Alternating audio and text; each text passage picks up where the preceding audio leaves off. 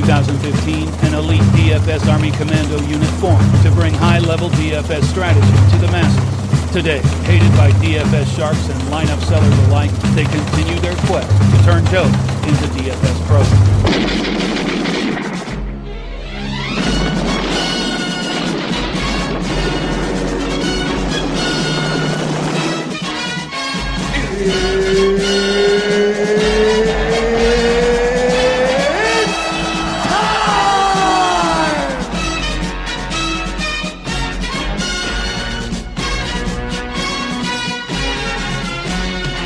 Hello everybody, DFS Army PV, Aaron here.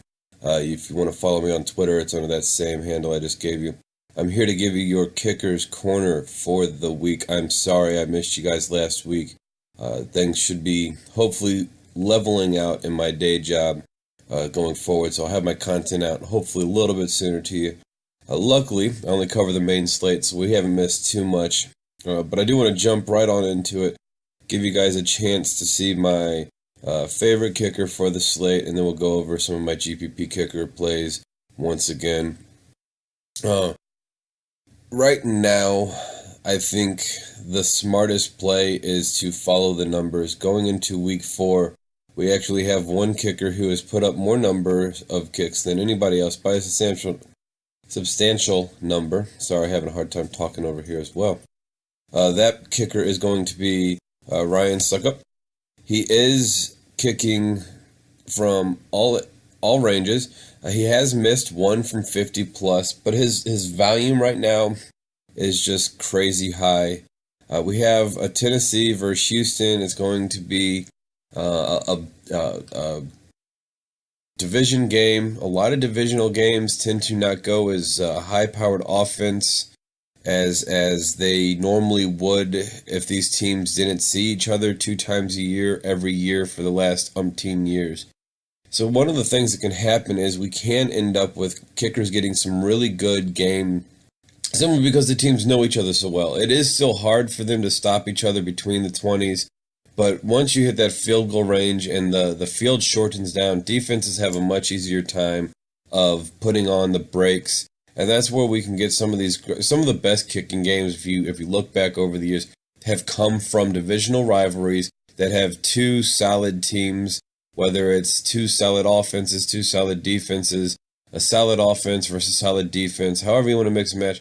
And that's because the teams know each other well, so they usually play up to each other very well, and we get a lot of good stoppage in that kicking range.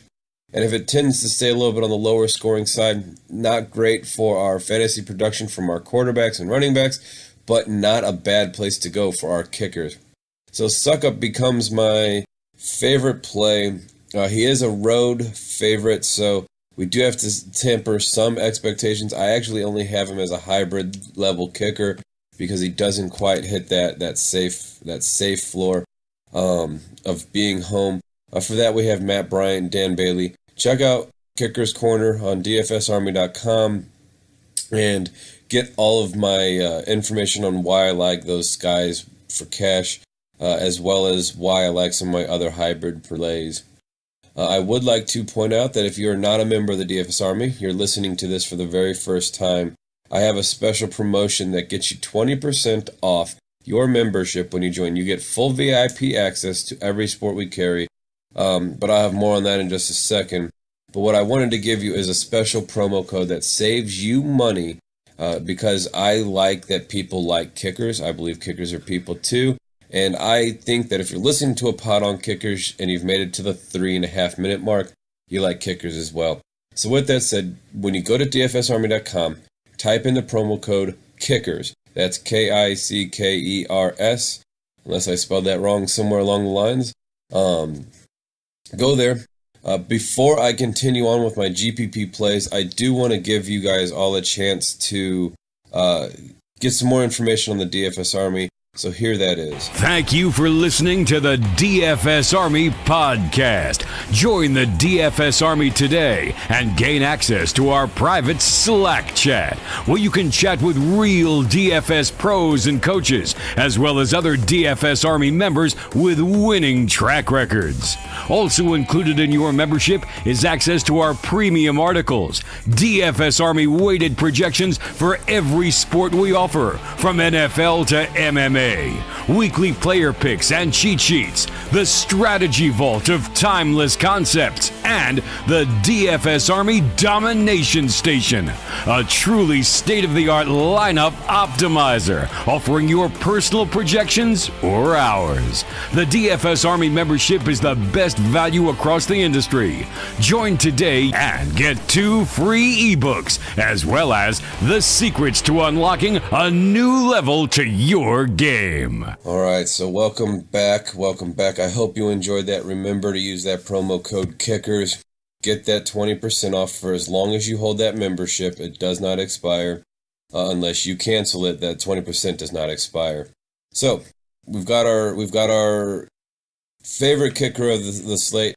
I know I kind of cheated by just going with somebody who's getting volume, but let's face it, we need volumes when we're talking about kicks, because that's what makes us points. That's why we like quarterbacks so much, because they touch the ball every play.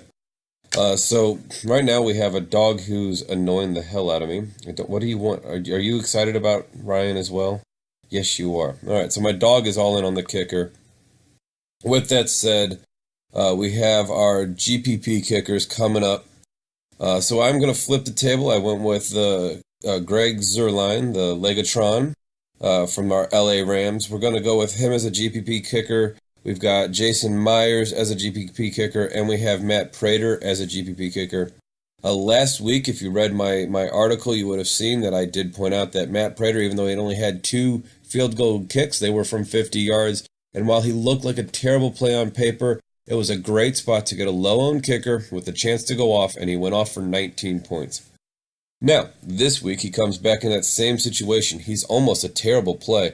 If you look at everything, other than the fact that he now has some kicks behind him, which does definitely help. But I'm going to start with talking about him and why I'm putting him on the GPP and why he's not maybe a stronger play. First, we have him as the underdog, I believe. I believe that's where we're at. He looks like he's the underdog. We usually want kickers who are favored to win. His implied team total is only about 21 points. We want that over 24. So those are all bad. And again, he's on the road, and that's something else we usually don't look for. But just like that last week, where this is another situation, though, for him to do really well. I don't think Detroit will have a problem moving the ball, just maybe not getting in the end zone as well. Minnesota's got a nice defense, so this should be an area where we could get, again, some more of those 50-yarders that really add up quick, as well as, some maybe 40 and 30s to go along with it. Extra point or two. All of a sudden, we're sitting at 15, 20 points, and we're having a great old time. Great for GPP, but he does carry that risk of maybe 5, 6, 7 points. So do remember that. And the dog has kind of calmed down a little bit, so she's not as into Prater as well. I don't know why she is being so needy right now. So that was the first one I want to talk about. I also do want to talk about Greg Zuerlein. We have LA Rams traveling to Dallas in a game that's looking at a almost 50-point over-under. But the Rams are a major underdog. And that's part of what brings us back down to that GPP only play. We're on the road. We're under 24 implied total. And, we're not the favorite. If we were at least the favorite, that we could pull kind of the suck-ups in a lot of those same areas. So you can kind of see where the difference comes just a little bit. But the difference for me is suck-up at least comes favored on the road in a divisional game. So I like that risk a little bit more as more of my favorite play. Although I will say suck-up is not, again, cash safe for me. And that's a lot of the reason why is he's not some of those things we look for. I just don't like the kickers who really are cash, that fall under those categories this week as much. But we can kind of go into that in Slack if you want to hit me up. I don't want to talk for 2 hours on kickers as much as I would love to. You don't want to listen, and I get it. So we have Zerline, he's 7 for 7 on his field goals. I don't think this is a game where Rams are going to be scoring endless touchdowns, but I don't think this is a game where the Rams are going to start struggling to move the ball. They've been moving the ball very solidly for the first 3 games. We saw against San Francisco they had a nice game. We even saw them stall out on the goal line. So we can kind of see that their game plan works pretty well when in open field, but it does rely a lot on some things going their way when they get towards the red zone. And again, while this might not make for the most exciting play, Zerline does have the ability to kick it from 50. He has the ability to kick it from 40. And that's quick points right there. So if he can get a kick from 50, a kick from 40, and a kick from 30, we're happy with that. Right off the bat, we're happy. If he can get some extra points, and now we're bringing in some upside as well. He could put up a GPP winning 20, 21 points, that thing that covers that weaker wide receiver. I don't see that as much with him being on the road. But again, it is a possibility. If he just gets 2 50-yard field goals, I think you'll find that he quickly starts getting to that GPP winning value. It's just a little bit on the rougher side. So we have 2 of our 3 kickers that I wanted to talk about. And the last one's going to be Meyer. Meyer was about 2 years ago one of my favorite plays for just about any slate. This week we have Jacksonville on the road again facing the New York Jets. New York Jets put up a wonderful game last week. That's fabulous. I'm so glad for them. But they're still the New York Jets, and I don't think they're going to be as good as they necessarily looked last week. Jacksonville has a great shutdown ability on their defense. They don't always pull it through, but they do have the great shutdown ability. Now we're looking at a 30-point over-under game. And I think a lot of that could easily be just the Jacksonville and struggles. One of the things I wanted to focus on this year, though, for GPP kickers was low total scores. And the reason for that was just because there's not a lot of touchdowns doesn't mean there aren't going to be a lot of field goals. We're looking for volume. If we're looking for volume, why wouldn't we look for volume in low-scoring games? We've seen games that have low totals where they go 12 to 15. Well, while that is terrible for our wide receivers, our quarterbacks, and our running backs, that is absolutely great for our field goal kickers. So we're not going to shy away from those. We're not going to play them in cash, but we're not going to shy away from them because they do have that ability to put up some points. Myers can have some accuracy problems. He's been okay this season. He's 7 for 8 overall. He's missed 1 from 30 to 39, and then he's had nothing from 50 plus. So he's not going to be one who's going to put up massive scores guaranteed every week. He's not somebody like Prater who has that 50-yard, 2, 3, 4 of them a game type deal inside of him. He can kick from that distance, but there's a reason he doesn't have a lot of 50-yard attempts, and that's partially just probably some of the luck of the draw, and some of it's also just the fact that he wasn't somebody that you could trust for that. He wasn't all last year, he wasn't this year so far, and he really wasn't the year before that when I started doing all of this kicker write-up. But he does fall into that nice play with the New York Jets. What I'm hoping for here is we get a lot of great field position for Jacksonville. We won't need to move the ball a lot. We won't need them to go from their own 10, 15, 20, 25-yard line very often. I'm hoping we see them moving the ball from their own 30, 35, 40-yard line. That gets you to field goal range much quicker. Then maybe we can do some of our stalling out that Jacksonville can do. We did see them light up Baltimore, but that was in London where Jacksonville always plays off the charts. So we probably won't see that again. Maybe we won't. I don't know. Maybe we do. And maybe Myers becomes a terrible play because he gets no kicks. That's always a possibility. It happened with Giorgio 2 weeks ago. Oakland is sitting there driving the ball. They get the massive lead. They go, okay, we're going to go into rundown mode. They get into field goal range. They give the ball to the running back, and he breaks it for a 40-yard score. And you're like, okay, well, there goes that field goal. Next up. They did it again. Next up, they did it again. I'm like, really? They finally stopped. That was terrible.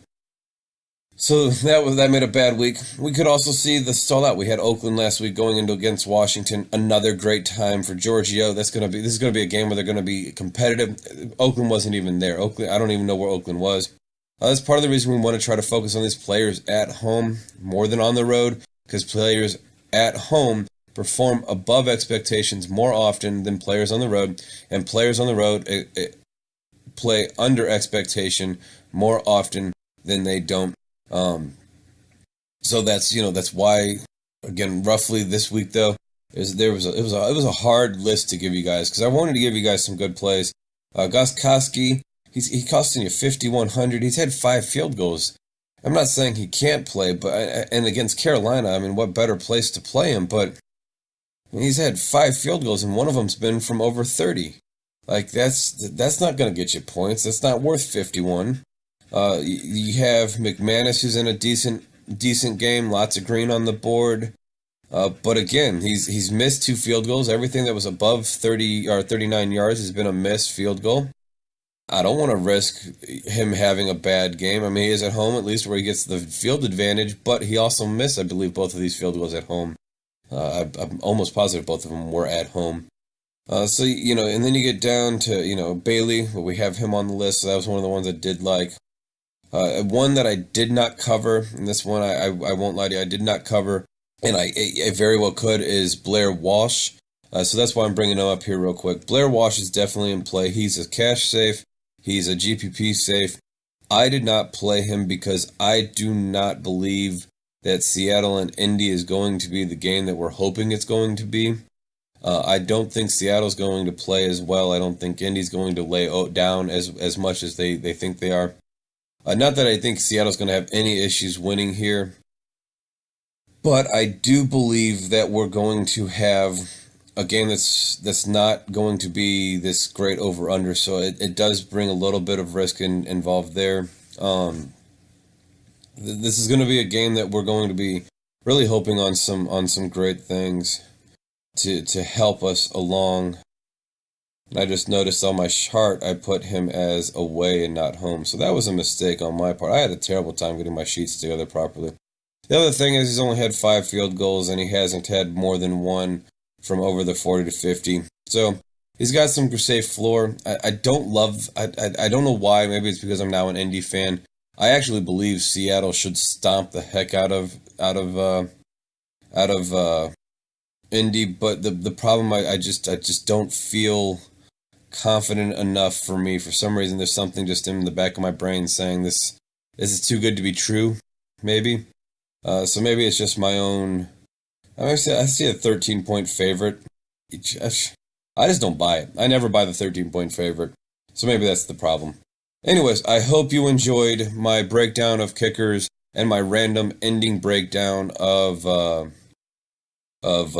Seattle game. I don't know where that even came from. I wasn't planning on going that in depth. It was a 30-second planned speech. So anyways, I started rambling because I'm tired. It's time for bed. I hope you guys have a great weekend.